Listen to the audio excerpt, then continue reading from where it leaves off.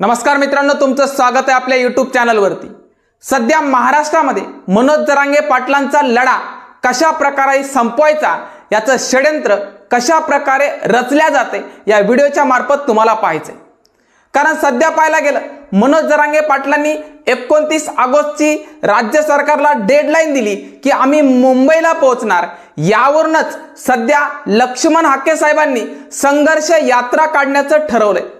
म्हणजे याचा अर्थ मनोज जरांगे पाटलांच्या सोबत कोट्यावधींची संख्या मुंबईला पोहोचणार आणि त्याच्यातून आरक्षणाचा फायदा प्रत्येक समाजातील व्यक्तींना मिळणार, अशा प्रकारचं चित्र लक्ष्मण हाकेंना दिसतंय का? इथं कुठल्याही प्रकारची भीक राज्य सरकारकडे मागत नाहीयेत। जे सध्या संविधानाच्या मार्गाने सध्या मनोज जरांगे पाटलांनी लढा जो सुरू केलेला आहे तो लढा अजून संपलेला नाहीये। जोपर्यंत संविधानिक दृष्ट्या महत्त्वाच्या गोष्टी मराठा कुणबी नोंदी ज्या महत्त्वाच्या आहेत त्या सर्व व्यक्तींना सगळे सोयऱ्याच्या दाव्यातून मिळाल्या पाहिजे, हा महत्त्वाचा प्रश्न राज्य सरकारकडे आहे आणि राज्य सरकार याच्याकडे गांभीर्याने सध्या लक्षात घेणार म्हणजे घेणार। कारण मागच्या वेळेस जे राज्य सरकारने गाजर दाखवलं त्याला कुठल्याही प्रकारचं सध्या कोणताही व्यक्ती बळी पडणार नाही। त्यांनी ठणकावून सांगितलंय जोपर्यंत घेऊन येणार नाही तोपर्यंत माघार नाही।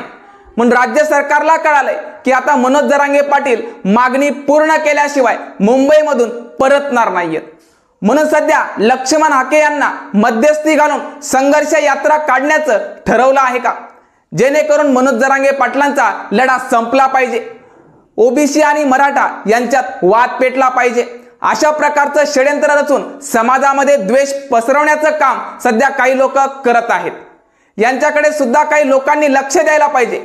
कोणत्याही व्यक्तीच्या बोलण्यावर आपण वाद थांबवला पाहिजे, वाद पेटला नाही पाहिजे। कारण सध्या राज्य सरकारमधील काही व्यक्ती आणि सध्या जर पाहायला गेलं समाजद्वेषी माणसं कशा प्रकारचा वाद पेटवण्याचा प्रयत्न करत आहेत तुम्ही पाहत असताल। म्हणून कुठल्याही मराठा समाजातील व्यक्तींनी कुठल्याही ओबीसी बांधवांनी एकमेकांमध्ये वाद न घालता जो समाजाशी एकनिष्ठ आहे त्या व्यक्तीकडे लक्ष दिलं पाहिजे। कारण लक्ष्मण हाके सध्या पाहायला गेलं तर हा राजकीय व्यक्ती आहे, राजकीय पुढाऱ्यांचं ऐकून बोलत आहेत। फक्त मनोज जरांगे पाटलांनी कुठल्याही राजकीय पदार्पण केलं नाहीये, कुठल्याही राजकीय व्यक्तीच्या बाजूने बोलले नाहीयेत, पण लक्ष्मण हाके यांनी 100% राजकीय बाजूने बोलण्याचा प्रयत्न केलाय, राजकीय व्यासपीठावर जाण्याचा प्रयत्न केलाय।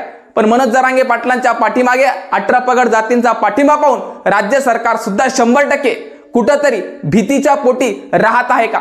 त्यांना सध्या येणाऱ्या इलेक्शनमुळे कुठंतरी भीती वाटतेय का? पण राज्य सरकारला माहिती हा जो लढा आहे हा 100% कायदेशीर आहे, संविधानिक दृष्ट्या आहे। म्हणजे याचा अर्थ कुणबी नोंदी ज्यांच्याकडे आहेत तर त्यांना 100% कुणबी प्रमाणपत्र देऊन आरक्षणाचा लाभ द्यावा लागणार आहे। हे 100% कायद्यामध्ये तरतूद आहे आणि जर कायद्याच्या तरतुदीला कोणी आव्हान देत असेल तर 100% न्यायाची पायामल्ली करत आहे। राज्य सरकारने त्या व्यक्तीला ठणकावून सांगितलं पाहिजे की या ज्या गोष्टी आहेत ह्या 100% कायद्याने आहेत। ज्यांच्या कुणबी नोंदी आहेत हैदराबाद गॅजेटमध्ये ज्यांचा पुरावा आहे त्यांना 100% याचा लाभ मिळाला पाहिजे, हेच मनोज जरांगे पाटलांचं टार्गेट आहे। सगळे सोयऱ्याची मागणी का?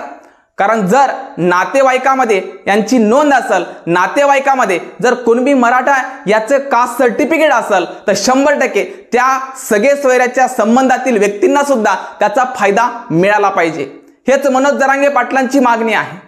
म्हणून सध्या हे षड्यंत्र काही जणांचं आहे की हा लढा फोडायचा, जेणेकरून मराठा समाजातील व्यक्तींना कुणबी दाखले मिळाले नाही पाहिजे आणि कुणबी मराठा आरक्षण मिळालं नाही पाहिजे। अशा प्रकारचं षड्यंत्र राहून हा लढा संपवण्याचा प्रयत्न काही जण करत आहेत। याकडे सुद्धा राज्य सरकारने लक्ष दिलं पाहिजे। नाहीतर तुमचं एकच लक्ष आहे की ह्या कशा प्रकारे मुद्दा बाजूला सारायचा, हा जर तुमचा प्रश्न असेल तर हे लोक कुठल्याही प्रकारचं न थांबता 29 ऑगस्टला मुंबईला पोहोचणार। त्यावेळेस चित्र तुम्हाला पाहायला मिळेल, कोट्यावधींची संख्या असेल त्यावेळेस तुम्हाला काय करावं आणि काय नाही करावं हे सुद्धा सुचणार नाहीये। म्हणून 29 ऑगस्टच्या पूर्वी काहीतरी राज्य सरकारने निर्णय घेतला पाहिजे आणि मनोज जरांगे पाटलांची मागणी पूर्ण केली पाहिजे, हीच प्रत्येक समाजातील व्यक्तींची मागणी आहे। नाहीतर काही व्यक्ती यांना टोचण्याचा प्रयत्न करत असतील, यांना फोडण्याचा प्रयत्न करत असतील, तर त्या व्यक्तीसोबत कुठल्याही व्यक्तीनं वाद न घालता त्या व्यक्तीला प्रेमाने कसं नमवायचं हे 100% आता शिकलं पाहिजे. कायदा व सुव्यवस्था न बिघडता, कायदा हातात न घेता त्या व्यक्तीला समजावून सांगण्यात आलं पाहिजे. म्हणून आता सध्या मनोज जरांगे पाटलांच्या पाठीमागे कोणते लोक आहेत जे कुठल्याही प्रकारचा कायदा व सुव्यवस्था मोडत नाहीयेत, कायद्याला कुठंतरी सहकार्य करतात, पोलिसांना कुठंतरी सहकार्य करतात, हे व्यक्ती मनोज जरांगे पाटलांच्या पाठीमागे आहेत. पण त्यांना विरोध करणारे लोक 100% कुठंतरी वाद पेटवणारे आहेत. याच्याकडे राज्य सरकारने लक्ष दिलं पाहिजे. म्हणून सध्या लोकांमध्ये एकच चर्चा की मुंबईला गर्दी नेमकी किती, तर 100% कोट्यावधीमध्ये असणार. याच्यामुळे प्रत्येक व्यक्तीनं लक्षात घ्या, कुठेही वाद पेटला नाही पाहिजे, कुठेही वाद पेटू द्यायचा नाहीये. मराठा ओबीसी वाद पेटला नाही पाहिजे, हे सगळ्यात मोठं षड्यंत्र विरोधकांचं आहे. म्हणून लक्षात घ्यावा, एकच लक्ष, ते म्हणजे 29 ऑगस्टला चलो मुंबई. ठीक आहे, थांबतो. धन्यवाद.